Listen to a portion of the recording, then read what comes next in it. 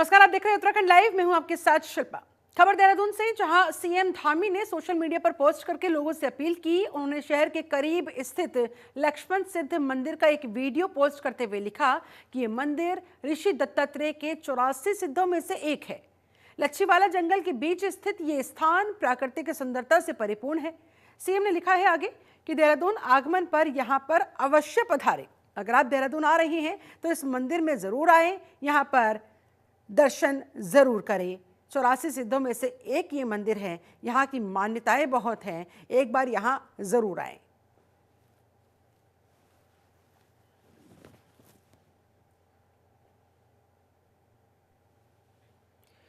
वहीं 28 जनवरी को उत्तराखंड दौरे पर रहेंगे पीएम नरेंद्र मोदी। राष्ट्रीय खेलों का पीएम मोदी शुभारंभ करते नजर आएंगे। केदारनाथ, बद्रीनाथ के विकास कार्यों की भी इस दौरान वो समीक्षा करते दिखाई देंगे। जी हाँ, इस तरह से उनका ये कार्यक्रम 28 जनवरी का उत्तराखंड के दौरे पर पीएम नरेंद्र मोदी रहने वाले हैं। दरअसल राष्ट्रीय खेलों का जो शुभारंभ होना है वो पीएम नरेंद्र मोदी ही यहाँ आकर करेंगे। 28 जनवरी को ये पूरा का पूरा शेड्यूल उनका जो फिक्स किया गया है। केदारनाथ के कार्य, बद्रीनाथ में भी किस तरह से विकास कार्यों को आगे बढ़ाया गया है, इसको लेकर बाकायदा संबंधित अधिकारियों के साथ पीएम नरेंद्र मोदी 28 जनवरी को समीक्षा बैठक करते नजर आएंगे, जायजा लेते नजर आएंगे, उनसे जानकारी लेते नजर आएंगे। 28 जनवरी का पीएम नरेंद्र मोदी का उत्तराखंड का दौरा, राष्ट्रीय खेलों का शुभारंभ करेंगे और उसके बाद तमाम समीक्षा बैठकों में वो हिस्सा लेंगे।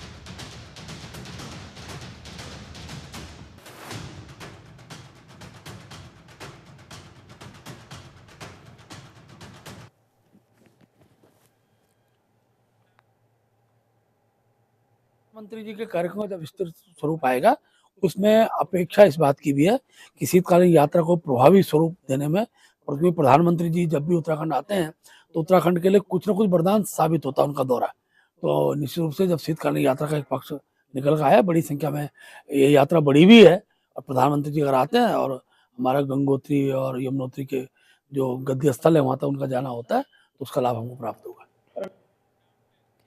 खबर हरिद्वार से है, जहां मुख्यमंत्री पुष्कर सिंह धामी भाजपा प्रत्याशियों को जीत का मंत्र देंगे। इस दौरान सीएम धामी भाजपा प्रत्याशी के समर्थन में रोड शो भी करेंगे। ये रोड शो जनता का ध्यान आकर्षित करने, आगामी चुनाव में भाजपा को समर्थन दिलाने के तहत आयोजित किया जाएगा।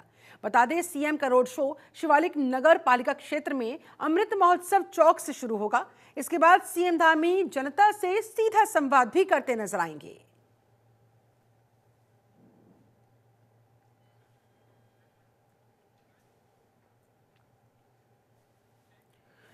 खबर देहरादून से, आज कई चुनावी कार्यक्रम हैं जिनमें सीएम पुष्कर सिंह धामी शामिल होते दिखाई देंगे। बता दें आपको, 11:15 पर टिहरी में जनसभा को संबोधित करने का मुख्यमंत्री पुष्कर सिंह धामी का कार्यक्रम। सबसे पहले दोपहर 1:10 पर कोटद्वार जाएंगे, वहां पर वो चुनाव प्रचार करते नजर आएंगे। दोपहर 3:20 पर हरिद्वार में रोड शो में शामिल होना है मुख्यमंत्री धामी को, और शाम 5:20 पर देहरादून में निगम का एक सम्मेलन है जिसमें सीएम पुष्कर सिंह धामी की मौजूदगी रहने वाली है। इस तरह का आज का बैक टू बैक ये पूरा कार्यक्रम, ये सारी की सारी सभाएं मुख्यमंत्री पुष्कर सिंह धामी की जो तय की गई हैं। और अब बात निकाय चुनाव की, जिनकी उल्टी गिनती शुरू हो गई है। जी हाँ, दरअसल 23 जनवरी को मतदान होना है और 25 जनवरी को मतगणना होगी, नतीजे सामने आ जाएंगे। वहीं अब इसी को लेकर तमाम राजनीतिक पार्टियां जोरों शोरों से अपने अपने चुनाव प्रचार में जुटी हुई है। कांग्रेस प्रदेश अध्यक्ष करण माहरा ने बीजेपी पर आरोप लगाते हुए कहा है कि प्रदेश में कई आपराधिक घटनाएं घटित हुई हैं, लॉ एंड ऑर्डर नाम की कोई चीज नहीं बची है, लेकिन सरकार ने कानून व्यवस्था को सुधारने की दिशा में कोई भी ठोस कदम आज तक उठाया ही नहीं। उन्होंने कहा, निकाय चुनाव में प्रदेश में कई ऐसे मुद्दे हैं जिन पर ध्यान देने की आवश्यकता है। अगर रुड़की की जनता ने इस बार कांग्रेस प्रत्याशी पूजा गुप्ता को अपना समर्थन दिया तो यहां पर जबरदस्त तरीके से विकास कार्य किए जाएंगे। वो कांग्रेस की तरफ से ये आश्वासन देते नजर आए। सर, हम लोगों का जो मोटिव है वो पहले तो ग्रीन उत्तराखंड का है। पर्यावरणीय जो परिवर्तन आ रहे हैं उनको कैसे रोकें, कैसे हम प्रदूषण को रोकें। हमारा महिला अपराध के मामले में जो लड़ाई कांग्रेस काफ़ी लंबे समय से लड़ रही है वो है।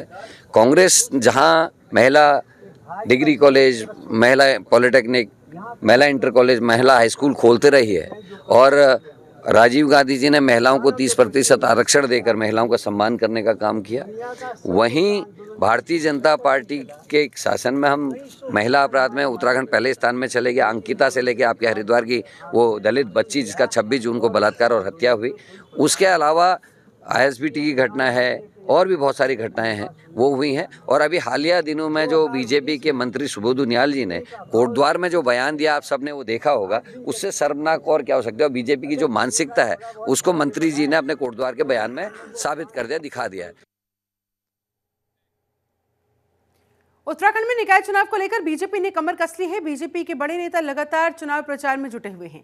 इस फेहरिस्त में सीएम धामी और बीजेपी प्रदेश अध्यक्ष महेंद्र भट्ट समेत कई नेता शामिल।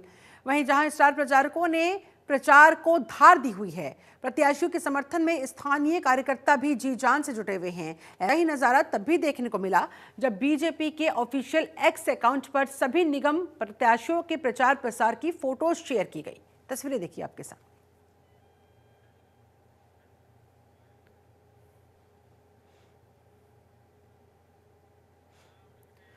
खबर हरिद्वार से है, जहां भाजपा की मेयर पद की प्रत्याशी किरण जैसल को वैश्य समाज की महिला विंग ने समर्थन दिया।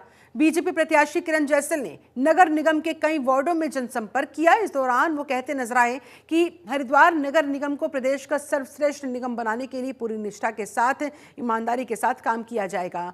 उन्होंने विपक्ष पर निशाना साधते हुए कहा कि विपक्ष के पास हरिद्वार को आगे ले जाने के लिए ना कोई विजन है, ना ही कोई रोड मैप।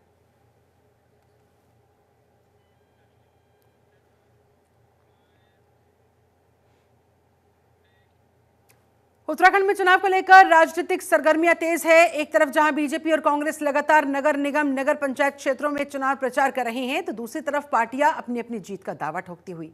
एक तरफ बीजेपी का कहना है हमें सरकार के काम के अनुसार जीत मिल रही है, तो बीजेपी का कहना है सरकार ने पिछले सालों में जो काम किया उसी के आधार पर प्रचंड बहुमत मिलता आ रहा है और इस बार फिर से मिलेगा। दूसरी तरफ चुनाव आयोग ने 23 जनवरी यानी कि वोटिंग के दिन अवकाश की भी घोषणा कर दी है, ताकि वोटिंग प्रतिशत में कहीं कोई कमी ना आने पाए।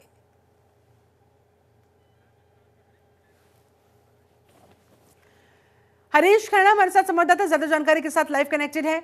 हरीश, निकाय चुनाव की तैयारियां कहां तक पहुंची? देखिए शिल्पा, उत्तराखंड की अगर बात करें तो उत्तराखंड में निकाय चुनाव को लेकर के जो तैयारियां हैं वो बहुत जोरों से की जा रही हैं। और जिस तरह से, क्योंकि अब 23 तारीख को मतदान होना है, तो उससे पहले ही जो प्रत्याशी हैं, चाहे वो दोनों पार्टियों की अगर बात करें, खासतौर पर बीजेपी और कांग्रेस की अगर बात की जाए, तो दोनों ही पार्टी अपने जो समर्थक हैं उनसे समर्थक ले रहे हैं और साथ ही साथ जो प्रत्याशी हैं उनके पक्ष में वोट की अपील कर रहे हैं। मुख्यमंत्री पुष्कर सिंह धामी लगातार जिलों का भ्रमण कर रहे हैं। आज भी वो कई उनके कार्यक्रम हैं जहां पर वो अपने प्रत्याशियों के लिए, जो बीजेपी के प्रत्याशी हैं उनके पक्ष में जनसभाएं करने वाले हैं। चाहे वो गोपेश्वर की बात करें, जोशीमठ की बात करें, कर्णप्रयाग की बात करें, या फिर हम श्रीनगर की बात करें, पौड़ी की बात करें, टिहरी की बात करें, तो आज टिहरी में भी उनका दौरा है। और ऐसे में कई कार्यक्रम मुख्यमंत्री के लगे हुए हैं। लगातार लोगों से जो विकास कार्य हैं, खासतौर पर जो धार्मिक सरकार में जो काम हुए हैं, उनको लेकर के जनता के बीच में जाया जा रहा है। दूसरी तरफ हम विपक्ष की अगर बात करें, खासतौर पर कांग्रेस की अगर बात की जाए, तो कांग्रेस की तरफ से भी लगातार जो करण महरा हैं और यशपाल आर्य जो नेता प्रतिपक्ष हैं, इसके अलावा जो गणेश गोदियाल हों या फिर प्रीतम सिंह हों, हरीश रावत हों, सभी यहाँ पर मैदान में हैं और लगातार लोगों से यहाँ पर अपने पक्ष में वोट की अपील कर रहे हैं। तमाम जो प्रत्याशी हैं, बीजेपी माफ कीजिएगा, जो कांग्रेस के प्रत्याशी हैं, उनके लिए यहाँ पर वोट की अपील लोगों से की जा रही है। अच्छा, हमने देखा था कि जब बीजेपी ने अपना घोषणा पत्र जारी किया तो कांग्रेस की तरफ से बकायदा प्रेस कॉन्फ्रेंस करते हुए बीजेपी को निशाने पर लिया गया था कि भाई देखिए, ये थोक जिहाद का, लैंड जिहाद का मुद्दा उठा रहे हैं, ये तो स्थानीय मुद्दों के साथ इनका कोई सरोकार है ही नहीं, कोई लेना देना है ही नहीं। ऐसे में कांग्रेस की तरफ से जिन मुद्दों को उठाया जा रहा है, क्या वो जनता से कनेक्टेड नजर आ रही है या ये सिर्फ आरोप प्रत्यारोप तक सीमित है? देखिए, बिल्कुल आपने बिल्कुल सही कहा। जिस तरह से बीजेपी ने जो संकल्प पत्र जारी किया था उसमें लैंड जिहाद, थूक जिहाद जैसी तमाम बातें रखी गई थी, लेकिन दूसरी तरफ कांग्रेस की जो प्रवक्ता हैं गरिमा महरा, उन्होंने सीधे तौर पर इसको खारिज करते हुए कहा कि तमाम जो निकाय हैं उनकी अपनी अपनी समस्याएं होती हैं, उन समस्याओं का निदान करने के लिए संकल्प पत्र में कुछ भी नहीं रखा गया है। और जिस तरह से अगर हम चाहे हरिद्वार की बात करें, रुड़की की बात करें या फिर देहरादून की बात करें, तो यहाँ पर तमाम समस्याएं लोगों के सामने हैं। चाहे वो कूड़ा उठान का काम हो, चाहे वो गली मोहल्लों में स्ट्रीट लाइट का काम हो, या ठीक है। इसके अलावा जो सड़कें यहाँ पर स्मार्ट सिटी के नाम पर खुदी पड़ी हुई हैं, लंबे समय से लोगों को आने जाने में समस्याएं हो रही हैं। और ठीक बारिश का अगर समय होता है तो उस समय जो जलभराव की समस्या यहाँ पर देखी जाती है। तो ये तमाम जो मुद्दे हैं, ये घोषणा पत्र में होने चाहिए थे और इनके जरिए ही लोगों तक पहुंचने का एक माध्यम बन सकता था, ताकि लोगों की जो समस्या है उसे कहीं न ठीक कहीं है। गंभीरता से सरकार लेती और इसका कहीं न निदान इसके करने के लिए एक रोड चलिए, मैप अभी यहाँ पर 23 बनाती। जनवरी का लेकिन करना होगा मतलब इंतजार, जनता क्या तय करती है और नतीजे फिर 25 जनवरी को सबके सामने आ ही जाएंगे। बहुत शुक्रिया आपका हरीश खन्ना इस पूरी बातचीत के लिए, जानकारी के लिए। उत्तराखंड में समान नागरिक संहिता यानी कि यूसीसी 26 जनवरी 2025 को गणतंत्र दिवस के अवसर पर लागू होने की संभावना है। मुख्यमंत्री पुष्कर सिंह धामी इस ऐतिहासिक कदम की घोषणा कर सकते हैं। समान नागरिक संहिता राज्य में विवाह, लिव इन रिलेशनशिप्स, वसीयत और उत्तराधिकार जैसे मुद्दों को एक समान कानून के दायरे में लाने का प्रयास है। इसके साथ ही मुस्लिम समुदाय में प्रचलित हलाला और इद्दत जैसी प्रथाओं पर भी प्रतिबंध लग जाएगा। प्रदेश सरकार ने समान नागरिक संहिता को लागू करने के लिए नियमावली भी तैयार कर ली है। ये विधायी विभाग के पास परीक्षण के लिए भेजी गई ताकि ये सुनिश्चित किया जा सके कि इसमें किसी केंद्रीय कानून का कोई दोहराव ना हो। इसके तहत ब्लॉक स्तर पर कार्मिकों को प्रशिक्षण देने की प्रक्रिया भी शुरू हो गई। इन कर्मचारियों को ऑनलाइन और ऑफलाइन पंजीकरण प्रक्रियाओं के बारे में भी जानकारी दी जा रही है।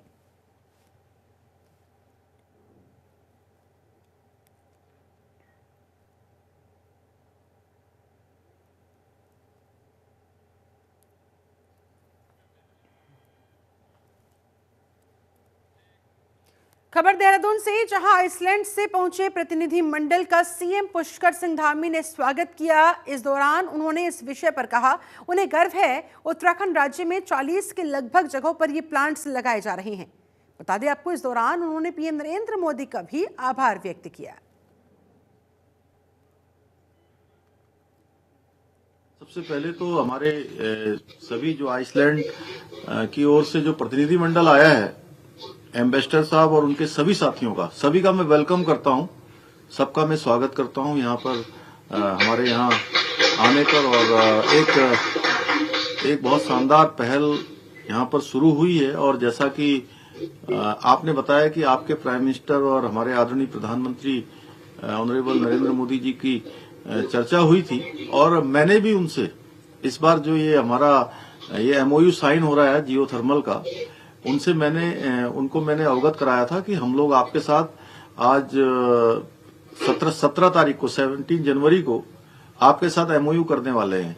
ये आदरणीय प्रधानमंत्री जी इससे अवगत हैं, तो और उन्होंने बड़ी प्रसन्नता भी व्यक्त करी है। हमारे राज्य में ऐसे लगभग 40 ऐसे स्थान हैं जियोथर्मल के जो चिन्हित किए गए हैं। और हमारा भी उद्देश्य है कि भाई हरित ऊर्जा को बढ़ावा देना। इस बार जो हमारे राष्ट्रीय खेल हो रहे हैं, ये राष्ट्रीय खेल भी हमारे ग्रीन गेम्स की थीम पर आयोजित किए जा रहे हैं कि जिसमें कम से कम कार्बन हो, कम से कम ऊर्जा लगे और कम से कम पेपर लगे। हरिद्वार निकाय चुनाव में हर की पौड़ी कॉरिडोर और राजकीय मेडिकल कॉलेज बड़ा मुद्दा बन गया है। कांग्रेस की मेयर पद की प्रत्याशी अमरेश देवी बालियान ने इस रैली को निकाला। इस रैली में कांग्रेस प्रदेश अध्यक्ष करण माहरा, सोनीपत से कांग्रेस सांसद सतपाल ब्रह्मचारी समेत कई नेता और कार्यकर्ता शामिल हुए। वहीं करण माहरा ने आरोप लगाया है कि कॉरिडोर बनाकर भाजपा हरिद्वार के पौराणिक स्वरूप को बिगाड़ना चाहती है। उन्होंने कहा, मेडिकल कॉलेज को पूंजीपतियों के हाथ में दे देना उचित नहीं है। सांसद सतपाल ब्रह्मचारी ने कहा, मेडिकल कॉलेज पीपीपी मोड पर देना एक बड़ा षड्यंत्र है। वो इस मुद्दे को संसद में जरूर उठाएंगे। कॉरिडोर एक बड़ा मुद्दा है। हजारों लोग बेघर और बिजनेस के हो जाएंगे, लोगों के बिजनेस खत्म होंगे और यहाँ की पौराणिकता, यहाँ की संस्कृति जो है वो खत्म हो गया। हम नहीं चाहते कि बनारस की तर्ज पे या अयोध्या की तर्ज पे यहाँ नुकसान किया जाए। नगर पालिका में हमारी चेयरमैन थी, उनकी मदद से ज़मीन दी गई जो सैकड़ों करोड़ की ज़मीन है और उसमें कई 100 करोड़ रुपया बिल्डिंग बनाने में लग गया और अब लाके वो जो है साहब को दे दी जा रही है। और उसका सबसे बड़ा उदाहरण आपके पास रामनगर का पीपीपी मॉडल का हॉस्पिटल है, वही भिक्यासैन भी चलता है। अभी 2 बड़े बस हादसे हुए, क्या हालात थी, लोगों को कैसे इलाज नहीं मिला, आप सब ने देखा है। और वही चीज़ यहाँ कर रहे हैं।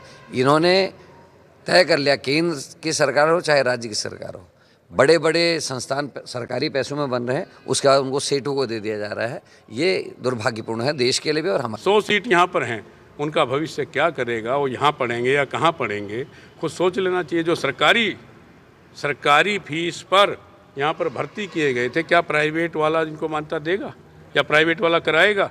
और बहुत इसमें बड़ा घपला है, चाहे प्रदेश के बड़े नेता हों चाहे और नेता हों। भाई निश्चित तौर पे प्राइवेट अब तो चालू भी नहीं हुआ था, पीपी मोड पे देना। और भी बहुत लोग थे, किसी अच्छे संस्थान को दे देते, ऋषिकेश एम्स को दे देते, या और हमारे जो धार्मिक ट्रस्ट चलाने वाले लोग हैं, जो हॉस्पिटल चल रहे हैं, उनको दे देते। कम से कम वो चैरिटी पे तो काम करते। बिल्कुल करूँगा एक नागरिक होने के नाते।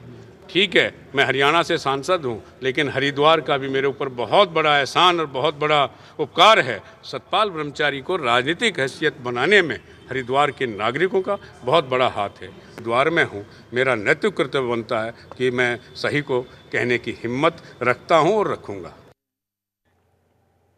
खबर देहरादून से, जहां जीएमएस रोड स्थित बरसवाल एंड सन्स फर्नीचर में भीषण आग लग गई। मौके पर पहुंची पुलिस की फायर ब्रिगेड की टीम ने वहां आग पर काबू पाया। पुलिस की टीम वहां पर पहुंची। हालांकि आग की घटना में किसी तरह की जनहानि की खबर नहीं है, जबकि लाखों का फर्नीचर जलकर राख हो गया।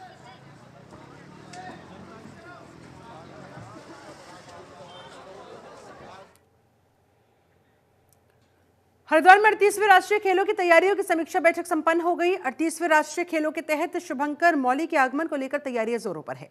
19 जनवरी तक होने वाले इस आयोजन के प्रमोशनल कैंटर के रूट और विभागीय तैयारियों की समीक्षा बैठक जिलाधिकारी की अध्यक्षता में संपन्न हुई। तैयारियों के मुताबिक प्रचार प्रसार के लिए 3 प्रमोशनल कैंटर मौली के साथ हरिद्वार जनपद का भ्रमण करेंगे। कैंटर पहले तो तहसीलों में पहुंचे, उप जिलाधिकारियों के माध्यम से उसके बाद वहां से आगे रवाना किए जाएंगे। राष्ट्रीय खेलों की मशाल का स्वागत 20 जनवरी को शांति कुंज में होगा।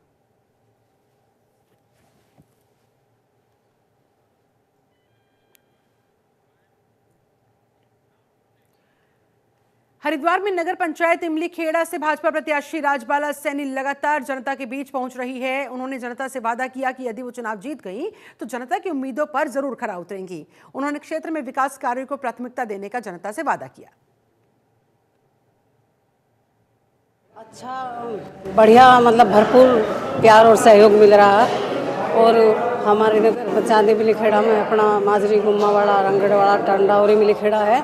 तो ये नई नगर पंचायत है, पहला चुनाव हो, पर मुझे अच्छा लग रहा है कि सब लोग मेरा सहयोग कर रहे हैं। अच्छा, यदि आप चुनाव जीत जाते हैं, जनता आपको चुनाव जिताती है, तो क्या क्या विकास तो कराएंगे, जनता मुझे मौका देगी तो। जैसे विकास तो हमारे यहाँ समस्या है ही, जब हमारे पास विधायक नहीं है तो काफ़ी समस्या है।